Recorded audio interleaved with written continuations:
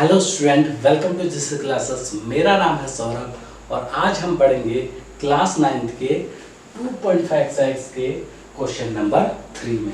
Question number 2 तक हमने solve कर लिया था लास्ट क्लास में, तो आज बढ़ेंगे हम क्वेश्चन नंबर 3 पे, ठीक है ना।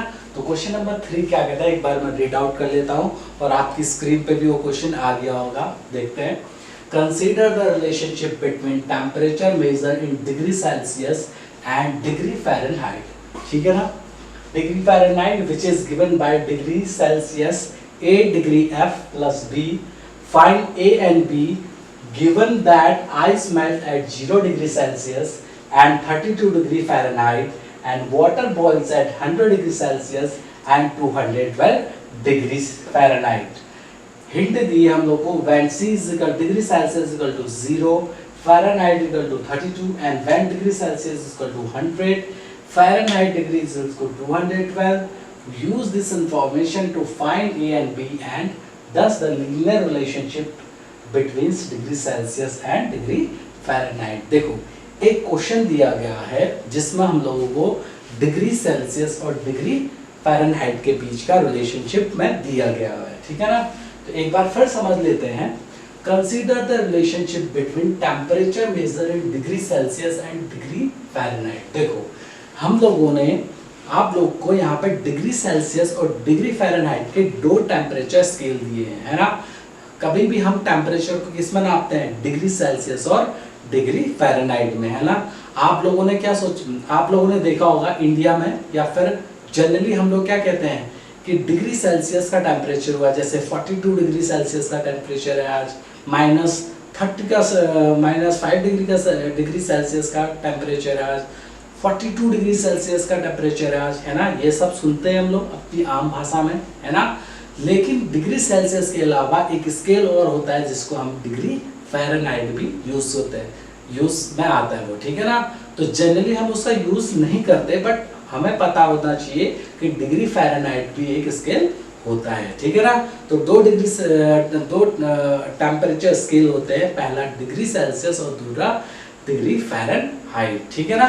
अब क्वेश्चन में दिया है डिग्री सेल्सियस और डिग्री फ़ारेनहाइट के बीच में एक रिलेशनशिप दिया हुआ है, ठीक है। क्या दिया है, degree Celsius is equal to A degree F plus B। यहाँ पे F है फ़ारेनहाइट और A है, A और B क्या है, अननोन क्वांटिटी है जो हमें फाइंड आउट करनी है। डिग्री सेल्सियस, C क्या है, डिग्री सेल्सियस, ठीक है ना। अब उसमें ने बोला है find A and B given that ice melts at 0 degree Celsius and 32 degree. देखो, ये दो टेम्परेचर स्केल मैंने बेटा आपको बताए कौन कौन से, डिग्री सेल्सियस और डिग्री फ़ारेनहाइट। अब देखो एग्जांपल से समझते हैं। मान लो आइस जो है वो 0 डिग्री सेल्सियस के टेम्परेचर में क्या होती है, पिघलना स्टार्ट कर देती है। क्या बोला मैंने, फिर से बताता हूँ।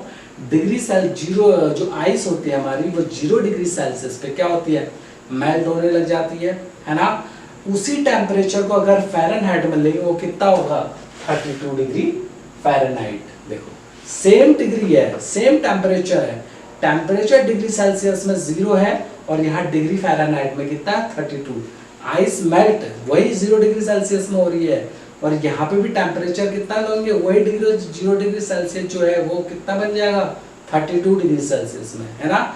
दोनों ही टेम्परेचर स्केल्स हैं। यहाँ 0 डिग्री सेल्सियस में मेल्ट हो रही है, यहाँ पर 32 डिग्री, वही 0 डिग्री सेल्सियस को इक्वल किसके हो जाएगा, 32 डिग्री फ़ारेनहाइट की, है ना। समझ ले आप लोग। तो यानी कि ये हो गया। और दूसरा एग्जांपल है, मान लो जो आइस होती है वो कितने डिग्री सेल्सियस पे बॉईल होती है। अगर डिग्री सेल्सियस में उसका टेम्परेचर देखें, आइस में बोल दिया, वाटर कितने डिग्री सेल्सियस में बॉईल होता है, 100 डिग्री सेल्सियस में वाटर होता है, बॉईल होता है। डिग्री सेल्सियस में अगर वाटर के बॉइलिंग पॉइंट देखें वो कितना है, 100 डिग्री सेल्सियस। अगर हम उसी टेम्परेचर को फ़ारेनहाइट में देखें तो कितना होता है, 212। कितना होता है, 212। अगर मैं ये बोलूँगी डिग्री सेल्सियस में 100 डिग्री सेल्सियस में वाटर बॉईल होता है, तो यही फ़ारेनहाइट में बोलना चाहूँ तो ये बोलूँगा 212 डिग्री फ़ारेनहाइट में वाटर बॉयल होता है। दोनों ही टेम्परेचर है, दोनों ही क्या है, टेम्परेचर स्केल है। एक डिग्री सेल्सियस है, दूसरा डिग्री फ़ारेनहाइट है ना। ओके, हम देखते हैं अब कौन हमें दिया है when degree Celsius 0 और Fahrenheit 200 use this information to find A and B।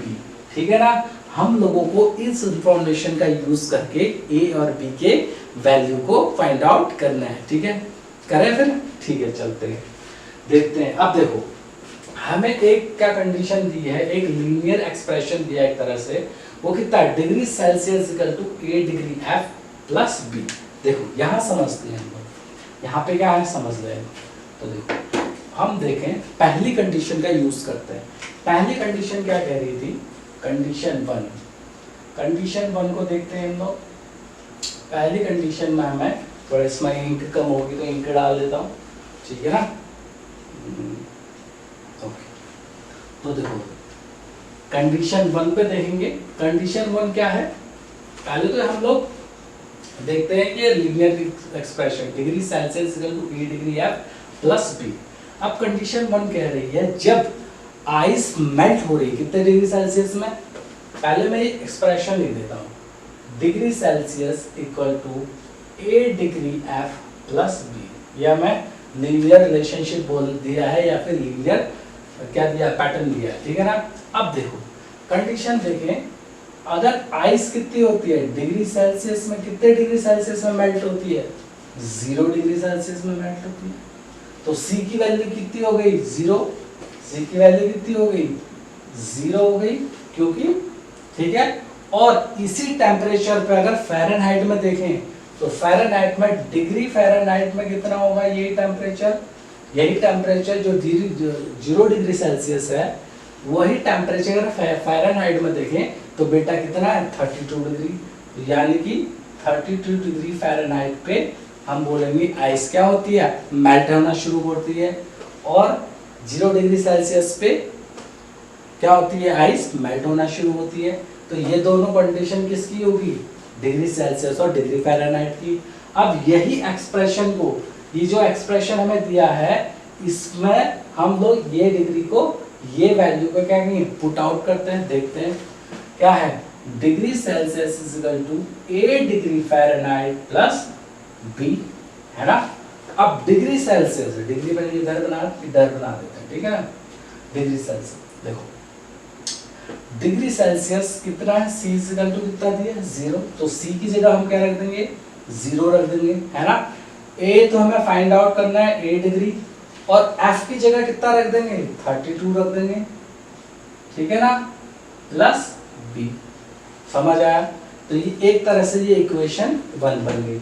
इसको और अच्छे से रखना चाहें तो हम लिख सकते हैं 32 A degree plus B equal to 0। हमने ये वैल्यू को इधर रख दिया और 0 को उधर डाल दिया, ठीक है ना। तो ये हो गया इक्वेशन 1। क्या हो गया, इक्वेशन 1 हो गया, ठीक है ना। अब हम एक इक्वेशन और लिखेंगे कंडीशन 2 में। ये मैंने क्वेश्चन को मैं यहाँ पे थोड़ा सा रब कर लेता हूँ, ठीक है ना, आपको थोड़ा सही से दिख जाए। देखो अब देखते हैं दूसरी कंडीशन, देखते हैं कंडीशन 2। मैं यहाँ पे लिख रहा हूँ कंडीशन 2, ठीक है। कंडीशन 2 को हम देख लेते हैं। ओके, कंडीशन 2 को देख लेते हैं। कंडीशन 2 क्या है, ओके मैं यहाँ से देख लेते हैं, यहाँ से देखो कंडीशन 2 क्या है। कंडीशन 2 में जो डिग्री सेल्सियस है बेटा, टेम्परेचर बॉईल कितने में होता है ना, वाटर कितने टेम्परेचर पर बॉईल होता है डिग्री सेल्सियस में, वो होता है 100 डिग्री सेल्सियस में। यानी कि कंडीशन 2 में हम डिग्री सेल्सियस इक्वल टू कितना लिख देंगे, 100। टेम्परेचर कितने में बॉईल होता है, 100 डिग्री सेल्सियस में। तो C इक्वल टू, C की वैल्यू कितनी आ जाएगी, 100 आ जाएगी, है ना। 100 डिग्री सेल्सियस में क्या होता है, वाटर बॉईल होता है। हम लिख देते हैं वाटर बॉईल। तो वाटर बॉईल कितने में होता है, 100 डिग्री सेल्सियस में। डिग्री सेल्सियस में अगर फ़ारेनहाइट में वाटर को बॉइलिंग पॉइंट देखें तो वही होगा, डिग्री फ़ारेनहाइट में ये वैल्यू हो जाएगी 212 डिग्री फ़ारेनहाइट। यहाँ देखो 212 डिग्री फ़ारेनहाइट, यानी कि f की वैल्यू कितनी होगी 212 होगी, f की वैल्यू कितनी होगी 212 होगी। अब इसी वैल्यू को हम इस जो हमें एक्सप्रेशन दिया है उस पे डालते हैं। ओके, तो इस पर पुट आउट करते हैं, तो मैं यहाँ से हल्का सा और रब कर लेता हूँ ताकि आपको समझ में आए। ओके, तो देखो क्या होगा, तो हम वैल्यू लिख देते, वो एक्सप्रेशन लिख देते हैं degree Celsius is equal to a degree f plus b। अब डिग्री सेल्सियस की जगह कितना रखेंगे हम 100 रखेंगे अब की बार, है ना। और a डिग्री तो हमें निकालना है ऑब्वियसली, a डिग्री, f की जगह कितना रखेंगे इस बार 212 रखेंगे, 212 प्लस b। ओके, अब ये इक्वेशन 1 हो गई, तो ये इक्वेशन 2 हो गई, है ना। वो इक्वेशन 1 बनी तो ये वाली इक्वेशन 2 बन गई। अब हम क्या करेंगे, इक्वेशन 2 में से इक्वेशन 1 को सबट्रैक्ट करेंगे। ओके, चलो देखते हैं फिर इक्वेशन 2 को। अब इक्वेशन 2 को मैं यहाँ पे लिख देता हूँ, इक्वेशन 2 को यहाँ पे लिख देता हूँ। तो देखो 100, अच्छा इसको और अच्छे से लिख सकते हैं, तो हम कैसे लिख सकते हैं 212 a plus b equal to 100, ये लिख सकते हैं, लग सकते हैं हम लोग। ओके, यह इक्वेशन हो गई 2, ये सेम है, चाहे इसको लिख दो, मैं इसको बना देता हूँ इक्वेशन 2। ओके, तो इक्वेशन 2 सबट्रैक्ट इक्वेशन 1, तो 2 में से 1 को सबट्रैक्ट करेंगे। अब 2 को लिख लेते हैं पहले यहाँ पे 212, देखो यहाँ पे आप देखो 212 a plus b equal to 100, ये कहता है इक्वेशन 2 थी। अब इक्वेशन 1 क्या है 32 a plus b equal to 0 थी, ये पहली इक्वेशन थी। अब हम सबट्रैक्ट करेंगे सेकंड माइनस 1 को। अब 2 में से 2 गया 0, 11 में से 3 गया 8 और यहाँ 1 बचेगा, तो 180 a प्लस b से b सबट्रैक्ट करेंगे तो 0 ही होगा, तो लिखने की जरूरत नहीं है, इक्वल टू 100 माइनस 0 का आंसर 100 आएगा, ठीक है ना। अब देखो 180 और a के बीच कौन सा साइन, क्या साइन है, कोई भी साइन नहीं है। जब कोई भी साइन नहीं होगा तो हम मल्टीप्लाई साइन मानेंगे। अब ये मल्टीप्लाई का साइन नंबर अगर इधर जाएगा तो किसमें चेंज हो जाएगा, डिवीजन में चेंज हो जाएगा। तो a is equal to 100 upon 180, 100 upon 180। Okay, अब हम 2 से ऊपर नीचे डिवाइड कर ले, 2 5 से 10 और 0, 2 9 से 18 और 0, ठीक है ना। और 0 से ये 0 कैंसिल हो जाएगा, तो a की जो वैल्यू आएगी वो कितनी आएगी 5 अपॉन 9, a की वैल्यू जो आएगी वो 5 अपॉन 9 आ गई। ओके, a की वैल्यू कितनी आ गई 5 अपॉन 9। अब इस a की वैल्यू को हम इक्वेशन 1 में पुट आउट कर देंगे, क्योंकि तो a तो हमें क्या निकालना है, क्यों कर रहे हैं हम ऐसा, क्योंकि हमें b की वैल्यू निकालनी है। क्वेश्चन यही तो था कि a और b की वैल्यू फाइंड आउट करें, तो a की वैल्यू तो हमने फाइंड आउट कर ली, अब हम करेंगे b की वैल्यू फाइंड आउट। उसके लिए हमने a की वैल्यू को इक्वेशन 1 में रखना होगा। चलो रख देते हैं।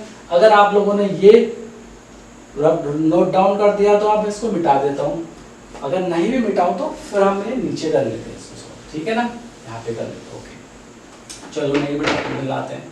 देखो a की वैल्यू को हम क्या रखते हैं इक्वेशन 1 में, तो वैल्यू तो लिखेंगे पुट द वैल्यू